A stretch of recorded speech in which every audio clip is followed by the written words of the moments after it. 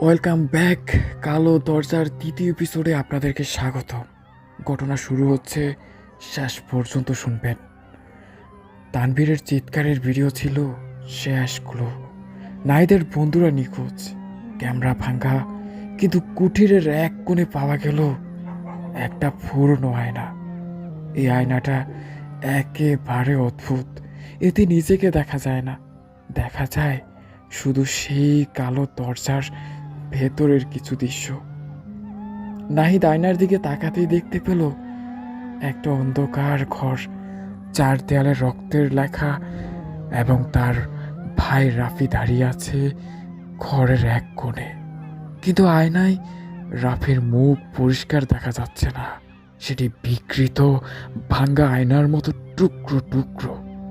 হঠাৎ আয়নার ভেতরে রাফির চোখ তুলল, সরাসরি তাকিয়ে রইল নাহিদের চোখে।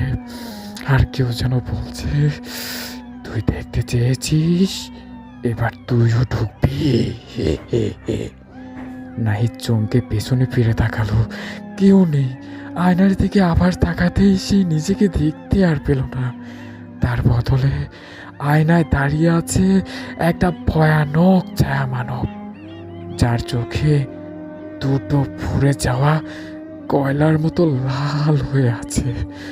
আয়নার ভেতরের জগৎ কেমন হয় সেটি শুধু উপলব্ধি যে করতে পারে সে বুঝতে পারে তার অবস্থাটা কেমন হচ্ছে তখন। ঠিক হঠাৎ আয়নাটা কেঁপে উঠল। নাহিদার কিছুই বুঝে ওঠার আগেই সে টেনে নেওয়া হলো। আয়নার ভেতরে একটু একটু করে কেউ যেন ভিতরে নিয়ে যাচ্ছে, কিন্তু কে নিয়ে যাচ্ছে, কারা নিয়ে যাচ্ছে, কেন নিয়ে যাচ্ছে, সেটি শুধুমাত্র একটি রহস্য ছিল। আতঙ্কে নাহিদ চারপাশে তাকিয়ে দেখে সে এখন একটি ঘরে। দেওয়ালে লেখা, দেখা মানে টাকা, ডাকলেই আসবে, আসলেই আর যাবে না। ঘরের কোণে সে দেখতে পেল একের পর এক আয়না ঝুলছে।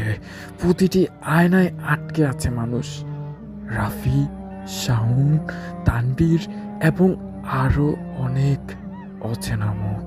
হয়তো এখানে আরো অনেক আগে অনেক মানুষই এসেছে, কিন্তু আর ফিরে যেতে পারেনি। এখানে কেউ কথা বলছে না, শুধু শোনা যাচ্ছে একটা ভয়ঙ্কর ফিসফিসানি। আর পিস পিস করে কেউ বলছে, আমরা আছি আয়নার মানুষ হয়ে, তুইও হবি। শেষ না, এখানেই শেষ নয়। সকালে গ্রামের এক বাচ্চা ছেলে কুটির পাশে দেখতে পেল ফেলে রাখা একটি আয়না। সে আগ্রহ নিয়ে তাকিয়ে দেখল তার পেছনে কেউ দাঁড়িয়ে আছে, কিন্তু ঘুরে দেখলে সেখানে আর কেউ নেই। আয়নায় ভেসে উঠল এক হাসি মুখ। না, সেটা তার না, সেটা রাফির মুখ, কিন্তু মুখটা উল্টে আছে। আয়নায় কেউ তাকালে সে শুধু নিজেকে দেখে না, ডেকে আনে যাকে দেখা উচিত না। পরবর্তী পর্ব খুব শীঘ্রই আসবে। 7 নম্বর ঘর। সেই ঘরের দরজা আজও কেউ খুলতে পারেনি, কারণ সেটা বন্ধ করে দেয়া হয়েছে। কে করেছে জানেন? আয়নার মানুষরাই করেছে। আগের ভিডিওতে আপনারা যারা কমেন্ট করেছেন তার মধ্যে ফিয়া বাদরা লিখে পাঠিয়েছেন, খুব ভয় পেলাম। মারিয়া ইসলাম মায়া লিখে পাঠিয়েছেন, খুব সুন্দর হয়েছে ভিডিওটা। এবং রাইসামুনি লিখে পাঠিয়েছেন, এত ভয়ঙ্কর গল্প আমি জীবনেও শুনি নাই। এস এন নূর লিখে পাঠিয়েছেন, নাইস হয়েছে ভিডিওটা, ধন্যবাদ ভাইয়া। এবং রাইসামুনি আবারও কমেন্টস করে লিখে পাঠিয়েছেন, আমার ভাইয়ের টয়লেট হচ্ছিল না, এটা শোনার পর আমার ভাই 1 সেকেন্ডও দেরি না করে টয়লেট করে ফেলেছে। বাহ। সিনা চৌধুরী লিখে পাঠিয়েছেন, ভয়ে শেষ। এমডি ইব্রাহিম লিখে পাঠিয়েছেন, সুন্দর হয়েছে। এসডি তুষেল লিখে পাঠিয়েছেন অনেকগুলো ইমোজি এবং হাসির একটা ইমোজি পাঠিয়েছেন।